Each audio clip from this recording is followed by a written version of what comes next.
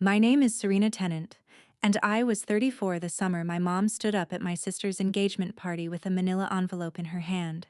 She tapped a glass with a butter knife, waited until 60 people went quiet, and read a laboratory conclusion about my 6-year-old daughter out loud. Alleged father, excluded. Probability of paternity, 0%. Then she lowered the paper and said it. She's not his. Nobody moved. I let my mom finish. What she never did was turn the page. She had checked the cheapest box on the order form, and that box compares every sample in the envelope against every other one. There were 6 samples in there. 2 of them she collected in my bathroom on Easter Sunday. 8 days before that party, I read page 3 myself. What I did with it is the part I still think about. Welcome back to Wise Family Revenge. This is where we sit with the quiet women who finally stop absorbing it, the ones who set a boundary instead of a fire and change a family line while they do it. If that is you, you are in the right place. Drop a comment and be sure to subscribe. I have been a nurse for 11 years. The last 9 of those were nights in the neonatal unit at Marion General, 26 miles from my house, 35 minutes if the light at Route 9 cooperates. My job is small babies and enormous news. I weigh a child in grams and then I say the number out loud in pounds, because grams mean nothing to a father who has been awake for 2 days. That is basically the whole job. Take a terrible number, hand it over in a shape a person can hold. I am good at it. I sit down first. I keep my hands still. I use short sentences and I do not decorate anything, because decoration is what people remember later and hate you for. Margot Dunlap, our charge nurse, once told a new grad to watch me deliver bad news, and I took that as the highest compliment of my life. I live in Kellerton, Ohio, population 8,400, where the grocery store has one good checker and everybody knows which pew you sit in. My husband Adam teaches high school physics. Our daughter Ren was 6 that spring and read every sign out loud from the back seat, including the ones about hazardous waste. My parents live 3.5 miles away on Sycamore Street, in the house I grew up in. 8 minutes door to door. My sister Nora lives above the dental office where she works. And in my family, I was the one everybody called when something went wrong. Car trouble, insurance letters, a scan somebody didn't understand, a fight that needed a translator. I thought that was a compliment too. It took me 34 years to find out what that job actually was. Adam was 26 when he found the lump. That was 2014, the year we got engaged, and it moved fast in both directions. Surgery in October, chemotherapy through the winter, clean scans by spring. We banked 1 sample before the first cycle because the oncology nurse pushed us hard to do it in the 4 days we had. In 2017, the clinic thawed it and it did not survive, and a very kind woman in Columbus explained that this happens and that she was sorry. So we sat at our kitchen table with a folder of options and picked one. Donor insemination. 3 years of paperwork. 2 failed cycles. 1 ultrasound in the summer of 2018, where the technician turned the screen toward us without saying anything. Ren was born in March of 2019 at 6:30 in the morning. Adam cut the cord with his hands shaking so badly the midwife had to steady his wrist. We did not keep it secret because we were ashamed. We kept it quiet because we live in Kellerton, and in Kellerton a fact does not stay a fact. It becomes a thing people say gently at the post office while they watch your face. We had a plan, and the plan was mine. I would tell Ren myself when she was 10, at our kitchen table, with the whole story in my own words and no audience. Adam used to call her the paperwork kid, and she thought it was a joke about the printer. There is a folder in our fire safe with a donor number on it, 6 digits, and a 2-page medical history of a man neither of us will ever meet. Adam read it once and put it away, and has never asked to see it again. 3 people knew. Me, Adam, and a doctor 2 hours away. That number mattered later. Sunday dinner at Sycamore Street was a fixed object in my week, like a shift. My mother, Delia, is 70. She keeps her hair set, she keeps her voice pleasant, and she has never once raised it in public. She writes every expense in a green ledger book she has kept since 1988, including the 60 cents she puts in the church coffee jar. My dad Ray is 73, retired off farm equipment repair, and he has grease in the creases of his hands that will outlive all of us. That April, Nora came in holding her left hand out like it was on fire, and the ring caught the light over the table, and my mother was up and around the table before anybody said congratulations. Grant Whitfield. The Whitfields have the orchard out on Route 9 and a name that has been on things in this county since before the courthouse burned. Within 10 minutes, my mother was talking about the ceremony program. Not the dress. The program. And the page in the program where they print the family names. Then she looked at Ren for a beat too long, the way you look at a car you are thinking about buying, and said, "She doesn't favor anybody, does she?" Nora laughed. Grant said something about noses skipping generations. My dad handed Ren a piece of bread and said nothing at all, which was the most Ray Tennant thing he could have done. And my mother folded her napkin and said the line she had been saying my whole life, the one I could have written on the inside of my own arm. "Somebody has to keep this family clean." I went to get the coffee. Under the green ledger on the counter, folded into quarters, was a glossy trifold brochure with a double helix printed on the front. Nora asked me to be her matron of honor on a Tuesday, in the parking lot of the dental office, still in her scrubs. She cried a little. I said yes before she finished the question. Then she handed me a piece of paper Corinne Whitfield had emailed her, and I read it twice to make sure it was real. Family history page, 3 generations of names, grandparents, parents, years married, occupations, church affiliation. "It's just a page," Nora said. "Grant thinks it's ridiculous too." She said it the way you say a thing you have already decided to do. I filled in my part in the car. Serena Tennant, registered nurse. Adam Shaw, teacher. Under my parents, I left the year blank because I could never keep it straight, 1985 or 1986, and it seemed like the kind of detail you should get right on a piece of paper that goes in a church. That night, my mother called me at 9:40. She wanted to know what color Ren's eyes were listed as on her birth certificate. Not what color they are. What they were listed as. I told her I would have to look. Then I stood in my own hallway with the phone in my hand and did the arithmetic that every woman in my family learns young. What does she actually want, and what is she going to do with it? She had held that certificate herself, at the hospital, when Ren was 2 days old. She had read it out loud to the room, every line of it, the weight and the length and the time of birth, in the same voice she uses for the scripture reading. She has a photograph of herself holding it. It is on her refrigerator. Whatever she wanted at 9:40 at night, it was not the color of my daughter's eyes. Easter Sunday was at my house that year, April 20th, 22 people and a ham. I got up at 5 to start. Around 2 o'clock I went upstairs for more hand towels and saw the guest bathroom door standing open about 6 inches. My mother was at the sink with her back to me. She had Ren's hairbrush in her left hand, the purple one with the cat on it, and she was pulling hair out of the bristles with 2 fingers. On the counter, open and squared up like she had planned the geometry, was a sandwich bag. Next to it was Adam's razor cartridge, the one he had thrown in the wastebasket the day before. It was not in the wastebasket anymore. She did not jump when the floor creaked. She turned around with the brush still in her hand and said, "I'm just tidying up in here." I closed the door behind me so the party stayed downstairs. I asked her what she was doing. She said Ren's hair was getting in the drain. I said the drain was fine. We stood there for maybe 15 seconds, close enough that I could smell her hairspray, and then she set the brush down on the counter very carefully, like she was returning something she had borrowed. "Blood doesn't lie, Serena," she said. "That's all. Blood doesn't lie." Then she washed her hands, dried them on my towel, and went downstairs to cut the pie. I stood in that bathroom and inventoried it like a crime scene, which is exactly what it was. The sandwich bag was gone from the counter. So was the razor. And in the cup by the shower, where my sister had left it after staying over Friday, the purple head from Nora's electric toothbrush was missing too.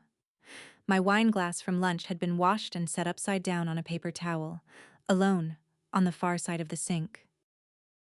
Monday I started calling labs. There are 6 accredited relationship testing outfits within 200 miles of Kellerton, and I got a human being at 5 of them. I explained that I was the legal guardian of a 6-year-old, that I believed a sample had been taken from her without my consent, and that I was formally revoking any consent anyone had claimed to give on my behalf. 4 of them told me to put it in writing. So I did. 6 letters, certified mail, return receipt, each one with a copy of Ren's birth certificate, and my driver's license stapled behind it. $11.40 apiece.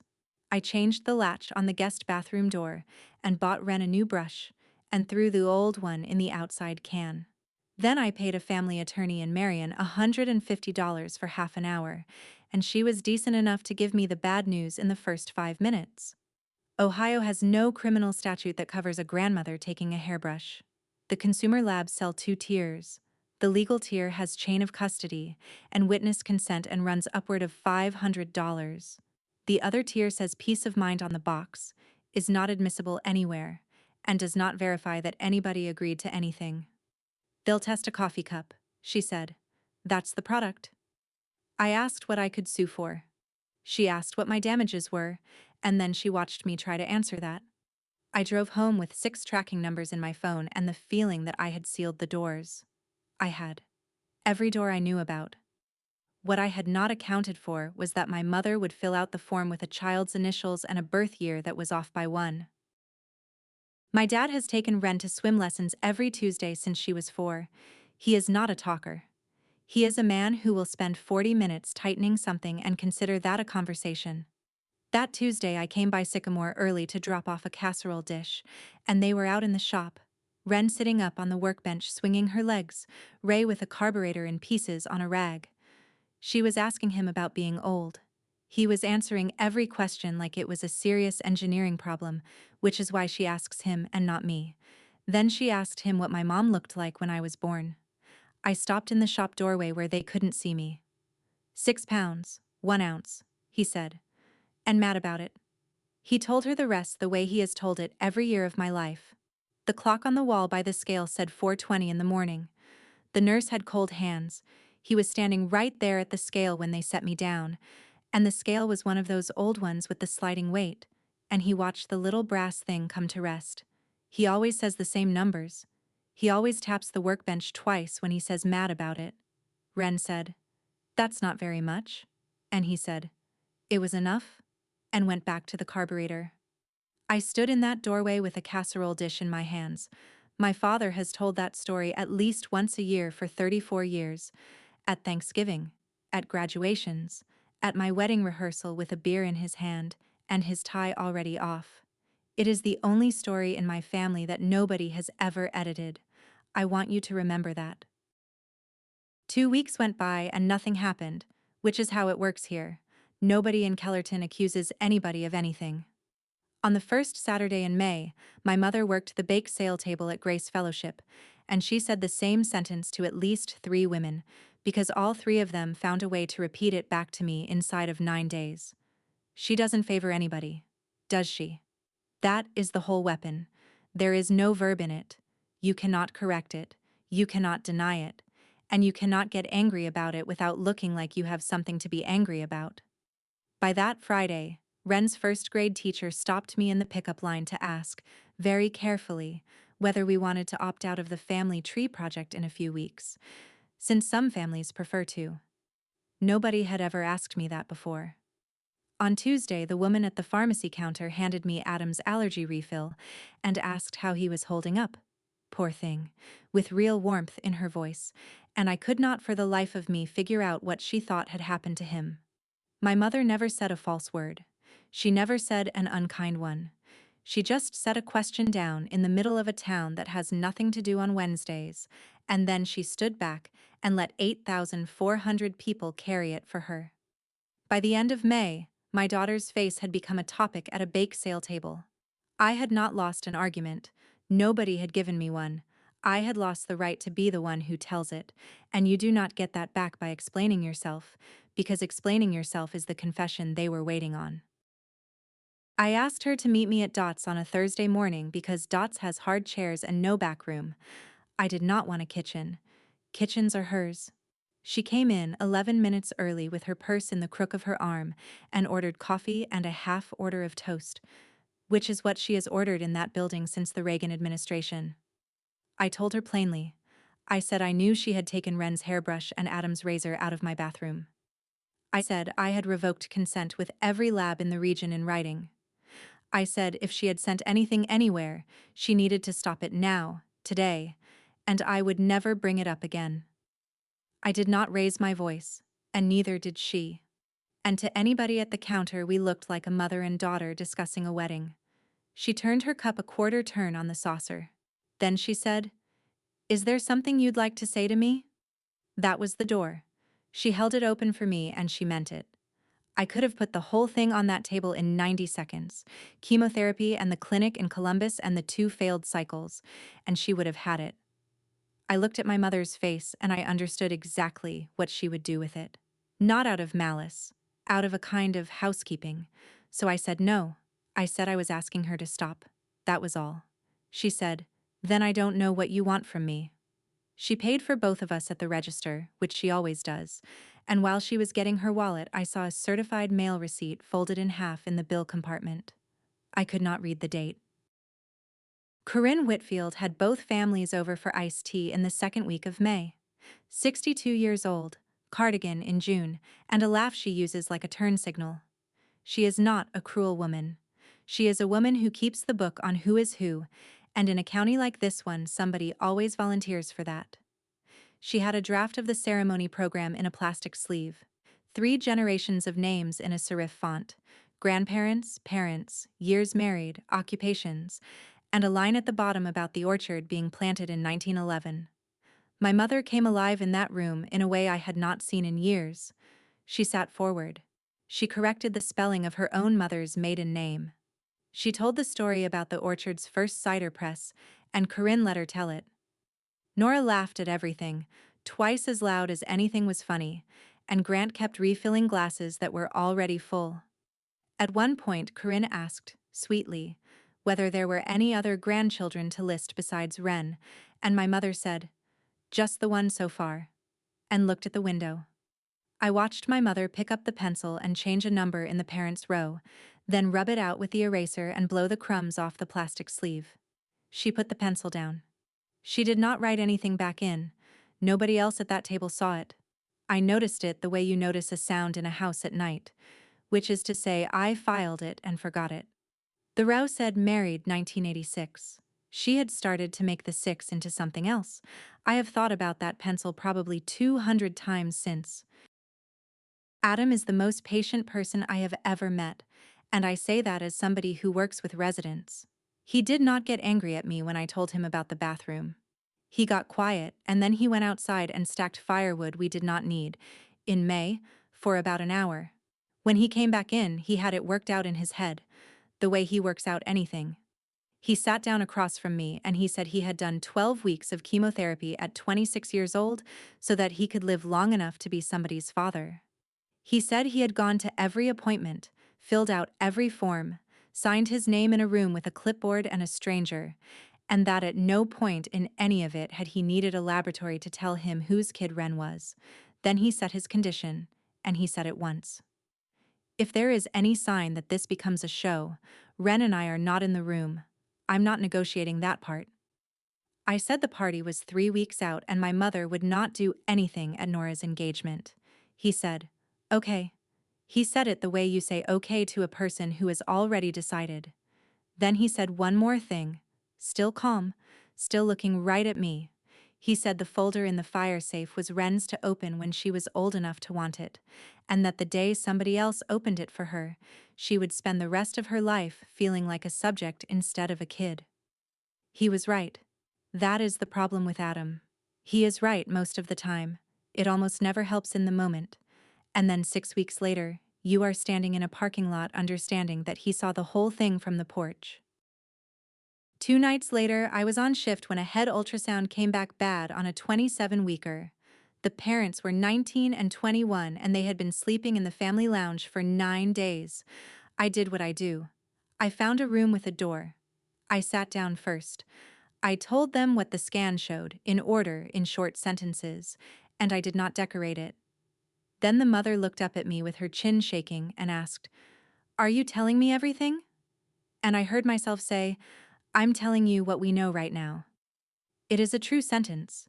It is also the most useful sentence in the English language if what you actually want is control of a room. I have said it 1,000 times. That night I heard it in my mother's voice. Same warmth, same tidy edges, same quiet decision, made by me, about how much another adult was allowed to carry at one time. I finished the conversation. I got them coffee out of the machine that takes the badge. I charted it in the flat language we chart in.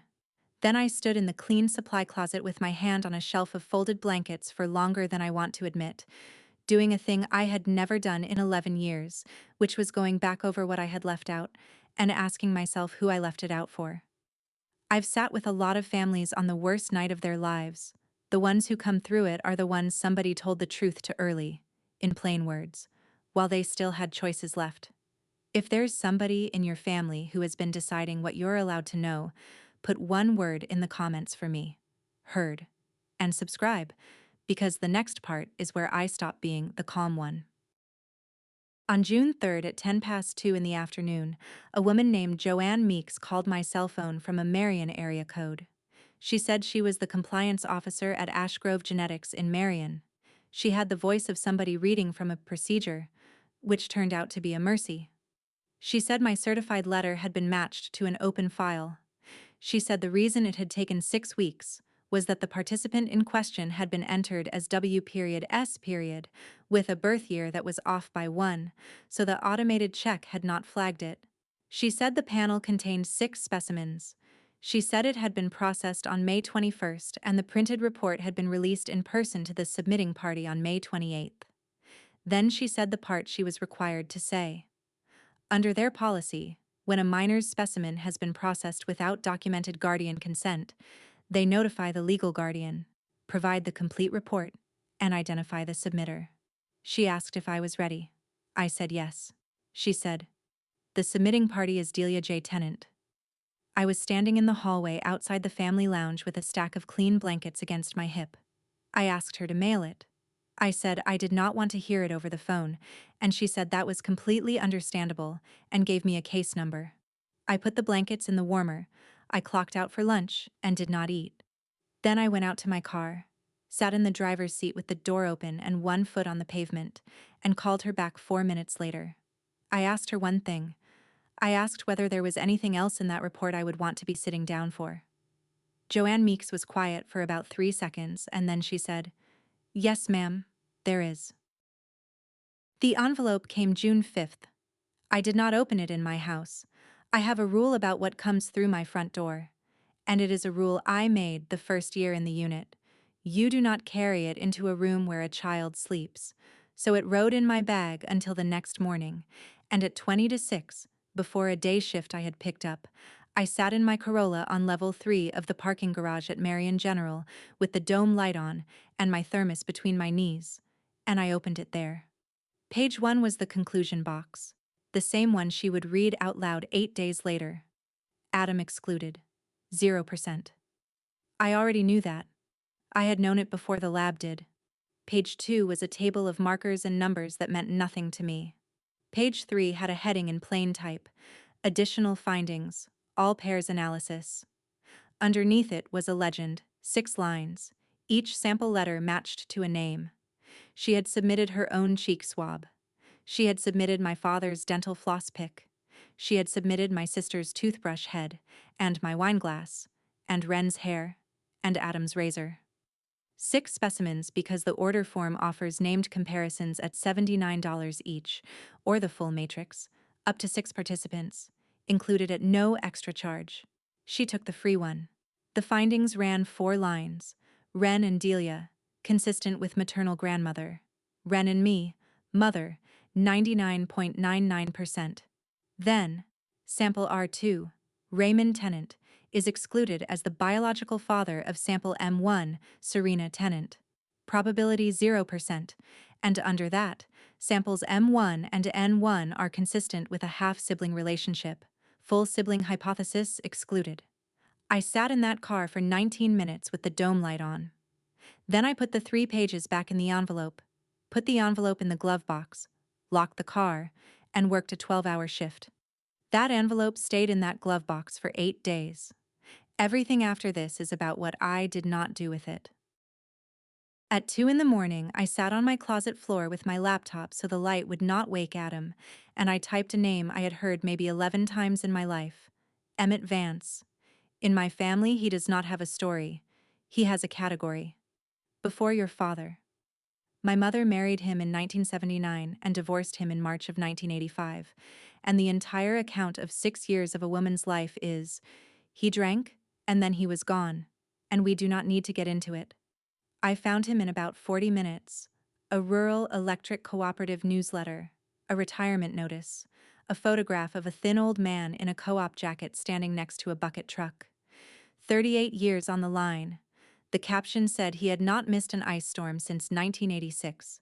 I found an address in Ashland, 71 miles from my driveway, an hour and 20 minutes if you take the state route. I did not call. I got a piece of paper instead and did the kind of arithmetic a child could do. My parents separated in February of 1990 and got back together in July. 5 months. My mother stayed with her aunt that spring, and her aunt lived in Ashland. I was born the following April. There was one more thing, and it had been sitting in plain sight my whole life. My parents' anniversary is in June. Every card I ever signed said 1986. But the year my mother said out loud, on the 2 occasions I ever heard her say it, was 1985, and she corrected herself both times, fast, the way you correct a wrong turn. I sat on the floor of my closet and subtracted, and the numbers fit inside each other like nesting bowls, and I understood that I had been looking at this from the wrong side my entire life. That Sunday, I sat at my parents' table and ate pot roast I could not taste. My father asked if I was working too many nights, and I said no, and he let it go, because he always lets it go. My mother talked about chair rentals. Nora talked about a florist in Marion who wanted $400 for something called greenery, and Wren, who had been quiet for 11 straight minutes, which is a record, looked up at my dad with a fork in her fist and asked, "Grandpa, whose nose do I have?" Everybody laughed. Grant said hers was a Tennant nose for sure. Nora said it was mine. My father put his hand flat on the top of Wren's head, the way he has always done, like he is checking whether a bolt is seated, and said, "You got your own." My mother did not laugh. She looked at the tablecloth and she smoothed it with 2 fingers, and she did not say one word. I sat 6 feet from my father with a piece of information in my glove box that would take his whole life apart, and I passed him the green beans. That was the week I stopped being able to tell myself a story about myself. I was not protecting him. I was managing him. I had decided, all by myself on a Sunday, that a 73-year-old man was not ready. My mother decides what people are allowed to know, and she does it with a bake sale table. I decide what people are allowed to know, and I do it with green beans and a pleasant face. There is a difference in volume. I could not find a difference in kind.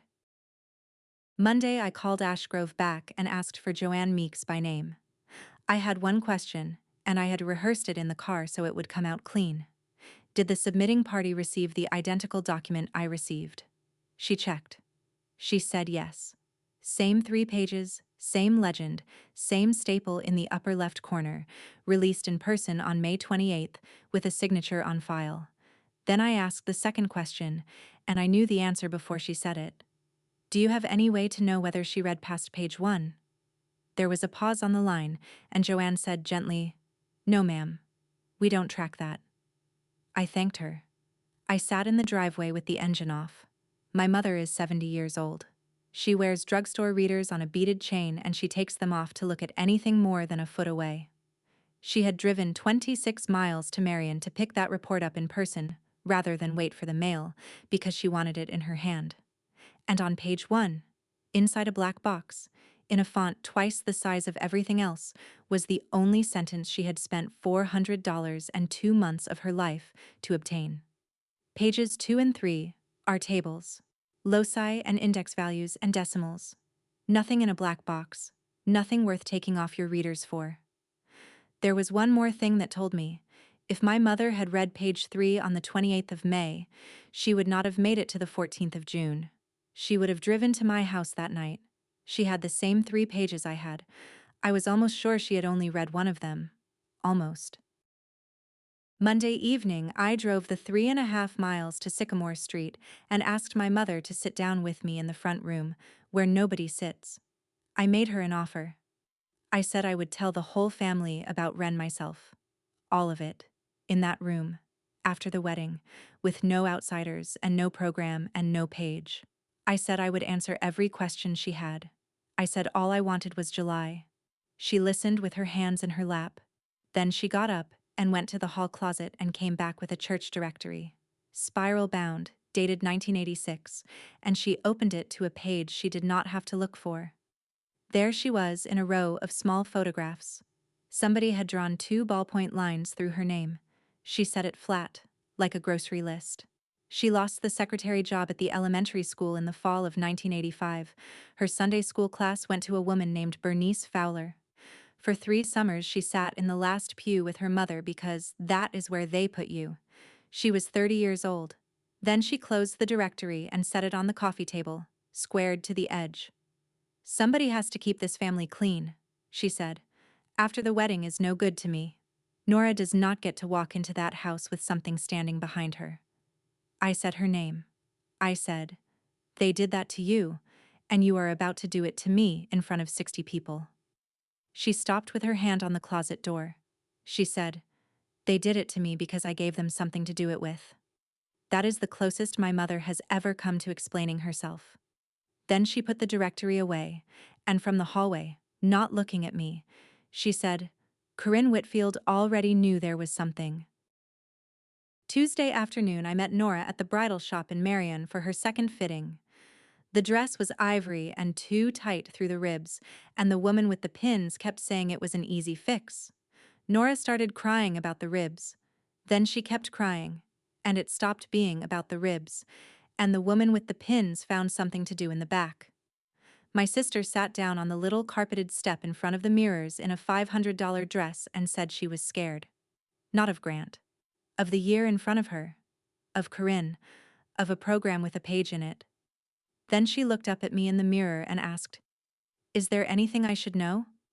I opened my mouth.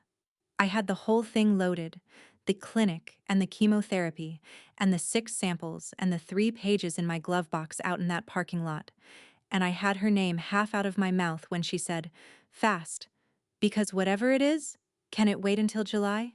Please, just let me have June. She had her hands pressed flat on her knees. She was 29 years old and she had never once in her life asked me for anything. When we were kids, I did her permission slips. I taught her to drive. I drove 90 miles at midnight in 2016 to pick her up from a boyfriend's apartment and never told our parents about it. In 29 years, that was the first thing she had ever asked me for, and it was 4 weeks of quiet. I said, okay. I gave her June. It cost more than either of us knew, and I am the one who gave it away. Nora called me at 9 that night, and I could tell from the first word that she had been pacing. Our mother had phoned her after supper. Nora repeated most of it. Mom had said the family had let a thing sit for 6 years and it was going to come out at the worst possible time. At the reception, or at a christening, or in the checkout line at Kroger's with Corinne Whitfield standing behind her. Mom had said she was going to settle it Saturday, at the party, in front of everybody, so it could never follow Nora into that family. And then Nora said the last part slowly, because she did not understand it. She said, blood doesn't lie, Serena. She said your name, but she was talking to me. My sister asked me what it was. I stood in my kitchen with the phone against my ear and looked out the window at my own driveway, at my own car, at the glove box in that car, and I did not tell her. I said Mom was worked up about the program page. I said I would handle it. Nora said okay in a small voice and hung up. Then I stood there another minute after the call ended and let myself understand what my mother had actually said to my sister. She had used my name as a warning, not as a person, as a story about what happens to women who let something get out. 4 days. My mother had a black box on page 1 and a spot written in blue ink at the bottom of the toast list. I had 3 stapled pages that could end her in this county in 1 sentence, and they were sitting out there in the dark under a pair of jumper cables and an ice scraper I have never once needed in June. At 3 in the morning on Thursday, the unit was quiet, and Margot Dunlop sat down across from me in the break room with a cup of the terrible coffee and asked what was eating me.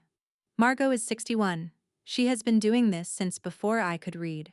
I gave her the version with the edges filed off. Family thing. My mother. A laboratory. A party on Saturday. Something I know that other people do not know. She did not tell me what to do. She did not tell me she was sorry. She turned her cup around on the table and she asked me one question. Okay, she said. Whose truth is it? I started to answer. I got as far as it's my, and then I stopped. Because I was about to say my family's. And that is not a person. I went down the list in my head instead. Page 1 belonged to Ren, and after Ren to Adam. The line about R2 belonged to my father. The line about half-siblings belonged to my sister. The reason all of it existed belonged to my mother. And there was not one line on those 3 pages that belonged to 60 people in folding chairs under a string of lights in an orchard. Margot drank her coffee and let me sit in it. She said one more thing before she went back out on the floor. She said in 35 years she had never once seen a family healed by a piece of paper. Margot asked me that at 3 in the morning, and it took me 2 days to answer it. If you have ever held a piece of news that was not yours to hold, you know exactly what that silence feels like. Tell me in the comments what you would have done with those 3 pages. And subscribe, because Saturday is next. Thursday night, I told Adam everything. I sat him down at our kitchen table at 11 o'clock, and I went in order. The way I do it at work. The 6 specimens. The free matrix. Page 1, page 2, page 3. My father's name in a legend. The 5 months in 1990 and the ant in Ashland and the arithmetic. He put both hands flat on the table and looked at them for a long time. Then he said, "Okay." And then he said the other thing. He and Ren were not going Saturday. He was not asking me, and he was not apologizing, and he was not going to discuss it. He said Ren was going to spend that evening at the pool with him eating the concession stand nachos she is not allowed to have. Then he asked me the only question that mattered. Then why are you going? And I told him the truth. Because if I am not in that room, my mother tells the story. And whatever she says on Saturday is the version this town hands my daughter in 11 years, on a bus, or in a locker room, or at a graduation party, when I am not standing there. He nodded. He got up and got his keys off the hook and held them out to me and said, "Take his truck Saturday," because my car had something in the glove box I should not have within reach.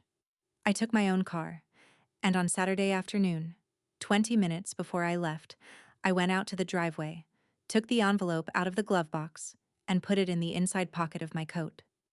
I do not have a good reason. I have never been able to explain that part to anybody, including him. Friday at 11 at night, I sat in my own car in my own driveway with the dome light on and the 3 pages open on my lap. I did the thing you do. I ran it. I pictured myself standing up in that pavilion and reading the additional findings section out loud in my flat work voice, one line at a time, all the way to the end. I pictured Corinne Whitfield's face going carefully blank.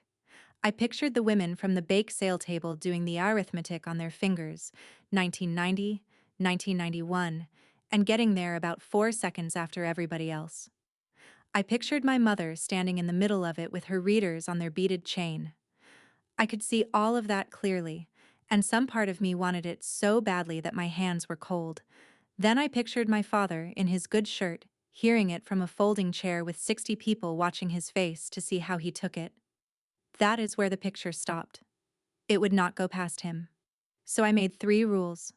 Out loud, alone in a car. I would not deny anything. I would not read anything. And if what was on page 3 had to leave that envelope, it was going to leave it in my voice. To him. First. In private. With a door shut. Then I did one more thing, which was to say the worst line out loud in the car to hear how it sounded coming from me. Samples M1 and N1 are consistent with a half-sibling relationship.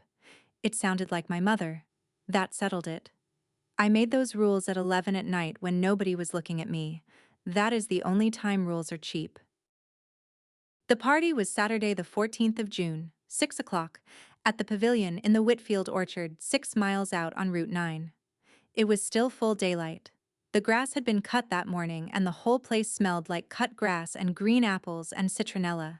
60 folding chairs, long tables with white paper and mason jars. A string of lights somebody had hung an hour too early, glowing pale against a sky that did not need them yet. A Bluetooth speaker on the gift table playing a country station low. Taped to the corner of that table, handwritten on the back of an envelope, was the order of the toasts. Grant's uncle, Corinne, Nora, me. My mother had written herself in at the bottom in blue ink. My father was over by the coolers in the shirt he wears to funerals and weddings, the collar starched hard, moving bags of ice with a pair of tongs because somebody told him not to use his hands. My mother had a stiff-sided handbag with a clasp, cream-colored, and in 3 hours I never once saw her set it down.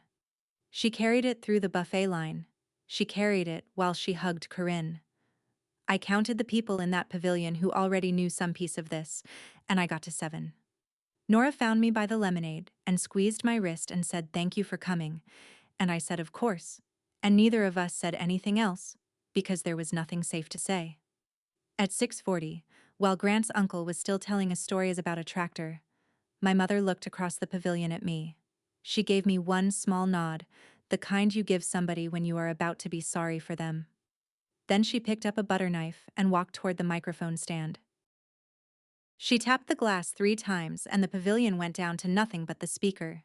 She started it like a toast, and she was good at it. She thanked Corinne for the orchard. She said Nora had been the easiest baby in the county. She said the Whitfields were fine people and that fine people deserve to know who they are marrying into, and a couple of the older men laughed because it sounded like the start of a joke about in-laws. Then she said, "We don't hide things in this family."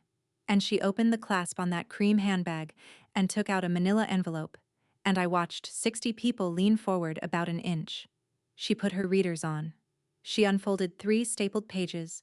She held them out at arm's length, tipped back her chin, and read the black box straight through. And my mother has a lovely reading voice. She read scripture in that church for 20 years. The alleged father, sample AF2, Adam Shaw, is excluded as the biological father of the child. Sample C1, Renshaw. Probability of paternity, 0%. She lowered the pages. She looked at Nora, not at me, when she said it. She's not his. Nobody moved. The speaker on the gift table kept playing, some song about a truck, for 4 or 5 awful seconds until Grant reached over and shut it off with his thumb. A woman in the 3rd row said, "Oh," very quietly. Corinne Whitfield looked at her own hands. My father stopped with the tongs halfway to the cooler, and every single face in that pavilion, one after another, turned around to find mine. Nora said, "Mom, just that once. The way you say it to stop a car." My mother did not look at her. I set my glass down on the paper tablecloth, carefully, so it would not make a sound. Then I stood up. "That's correct," I said.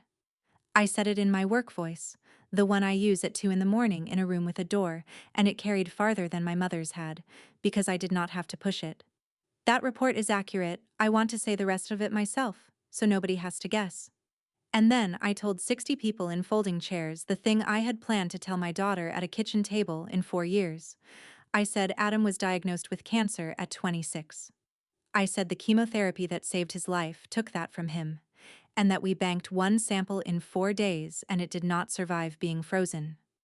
I said, we spent 3 years and a lot of money at a clinic in Columbus, and we used a donor, and there were 2 cycles that failed before the one that did not. I said Ren was born in March of 2019, and her father cut the cord with his hands shaking. I said, he is at the pool with her right now, and that was on purpose. I did not apologize. I did not explain why we had kept it quiet, because everybody sitting in that orchard already knew why, and half of them were the reason. Nobody said anything. Nora had both hands over her mouth. Corinne Whitfield was looking at the grass in a way that told me she would be a decent person about this later, and a terrible one about my mother. Somebody's chair scraped, an uncle getting up to go stand by the coolers because he could not sit in it anymore. What I remember most is how ordinary it felt to say, I have delivered worse news than that to strangers in a hospital hallway with my hand on a doorframe, and the words come out at the same speed either way. And my mother stood at that microphone with 3 pages in her hand, and I watched the paper start to shake. She should have stopped there. Any person who wanted to be forgiven would have stopped there. But my mother has spent 40 years being the one who is right about what a family is, and you do not put that down in front of witnesses. She said, well? She said it twice. Then her voice came up, and it kept coming up. And for the first time in my entire life, I heard Delia Tennant get loud in a public place. She said a child ought to know where she comes from. She said she had not made anything up, that the paper said what it said, and that she would not be made into the villain for holding up a fact. And then she said it, out over 60 people, with her chin trembling. Blood doesn't lie, Serena. I walked toward her. 3 steps, 4, and I stopped an arm's length short because I was not going to touch her, and I was not going to take that envelope out of her hands. I kept my voice low enough that only the first 2 rows really got it, which is why the version that went around town afterward was wrong. I said, Mom, there are 3 pages there. You paid for all 3. She stared at me. Keep reading, I said, and then I waited. I want to be honest about this part, because I have gone back and forth on it for a long time. I waited long enough for it to be a real choice. She could have folded that envelope. She could have said something about the cake. She could have walked out to her car. I stood there and gave my mother the exact thing she has never given one person in her life, which is a way out with her dignity still on. She looked down. She turned the page. She read it the way you read something you are about to win with. Chin up, readers down her nose, that lovely church voice. Additional findings, all pairs analysis. Her eyes went to the legend, then down to the first line, and she started it clean. Sample R2, Raymond Tennant, is excluded as the biological father of sample M1. The word excluded came out whole. She got a full beat past it before it landed. Then she stopped, and her mouth stayed open, and everybody in that pavilion heard the rest of the sentence in their own heads at the same time. Somebody set a glass down too hard. My father was standing at the coolers with the tongs still in his hand. He did not move at all. Nora turned and looked at our mother the way you look at a stranger who has said your address out loud, and my mother, holding the paper up like it had betrayed her personally, said, "This is a mistake." She said it again, louder. "This is a mistake. There's been a mix-up at the lab." Nobody answered her. Nobody in that orchard said one word for what felt like a full minute. I watched the room change temperature. That is the part nobody warns you about.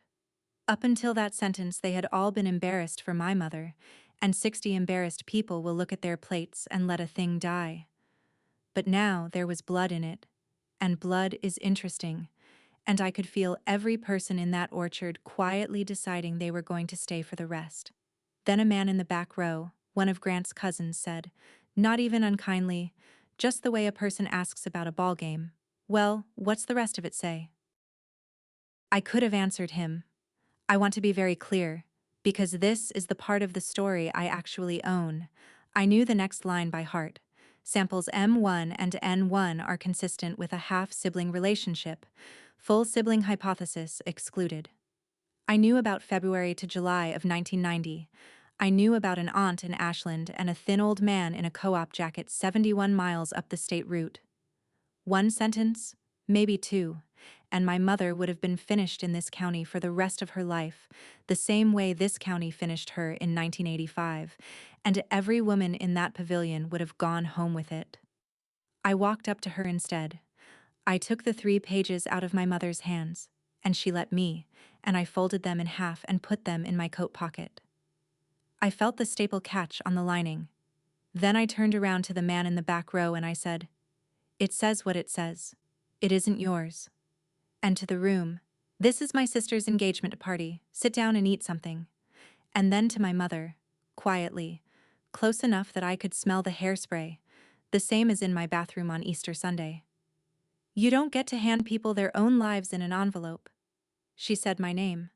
I said, Clean was never the job, Mom. She was still holding her arm out like the pages were in it. Behind me, somebody started stacking plates, loud, on purpose, the way people do when they want the air to move again. Then I walked the length of that pavilion, past 60 folding chairs and every face in Kellerton to the coolers, and I put my hand on my father's arm. "Dad," I said, "come out to the truck with me."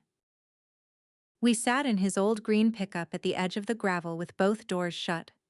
Somebody in the pavilion turned the music back on, low, because that is what people do. I told him in order, the way I do it at work. 6 samples, the free option on the order form. What page 3 is, what a legend is, what excluded means and what it does not mean. The 5 months in 1990. Ashland. I told him I had known since the 6th of June, and I told him that was 8 days, and I did not soften that part or explain it, because it was mine to have done and mine to say. He looked through the windshield at the apple trees. He asked 2 questions. "Does she know that I know?" I said she does now. Then, after a while, "How long has she had it?" I said since the 28th of May. He nodded slowly, twice, the way he does at a diagnosis on a piece of equipment. Then he said, "Well?" My father put his hand on the steering wheel and he said, "I was there when they weighed you. 6 pounds, 1 ounce. There was a clock on the wall and the nurse had cold hands. Nothing in that envelope was in that room." I could not say anything for a second. Then I said, very quietly, "Blood doesn't lie, it just doesn't get a vote." He laughed once. 1 breath, no sound in it. He opened the door and walked back up to the pavilion and took his jacket off the back of a folding chair, and he did not take anything else. My father rented a room over the hardware store for $600 a month and stayed 4 months, and then he moved into the apartment over our garage, where he is now. He filed for legal separation, not divorce, because at 73, the insurance and the pension do not care how you feel. He has not missed a Tuesday swim lesson. Nora and Grant got married in November at the courthouse with 14 people, and lunch afterward at a place with paper placemats. Corinne Whitfield has not spoken to my mother since June. My sister did not speak to me for 9 months, and I did not chase her, because I finally understood that a person is allowed to have their own reaction on their own schedule. She came to Ren's 7th birthday, stood in my kitchen holding a gift bag, and said 1 sentence. "I should have let you tell me in the fitting room." My mother is still on Sycamore Street. She still goes to Bible study on Tuesday nights. 3 women stopped calling her and the rest did not, and she tells a version where she is the one who was ambushed, and about a third of this town believes it. Ashgrove Genetics sent a form apology and refunded $400 to her. I drove to Ashland once, in September, and sat in a diner for 40 minutes across from a thin man with enormous hands who did not apologize and did not ask me for anything. There has not been a second time yet. And a month before that, in August, in the parking lot at the pool, I told my daughter the truth in 3 sentences a 6-year-old could carry. Last July, I was at the Kellerton public pool with a folding chair and a paperback I did not read. Ren was 7. A boy from her class asked her, in the loud way children ask things, why she did not look like her dad. And my daughter stood there dripping on the concrete and said, "A person helped my mom and dad have me. My dad's my dad. Can I have your goggles?" Then she got back in the water. My father was up on the bleachers with a stopwatch he bought specifically for this. My mother spent 40 years believing a family is a clean page, and all she ever proved is that a page you have to keep clean is a page nobody is allowed to live on. That's my story. 1 hairbrush, 3 pages. A truck with the doors shut. If somebody in your family has been deciding what you are allowed to know about your own life, take this as your sign to ask out loud, today, in plain words, to the person it actually belongs to. If this reached you, send it to the woman who needs it. Drop a comment, hit subscribe, and I'll see you in the next one.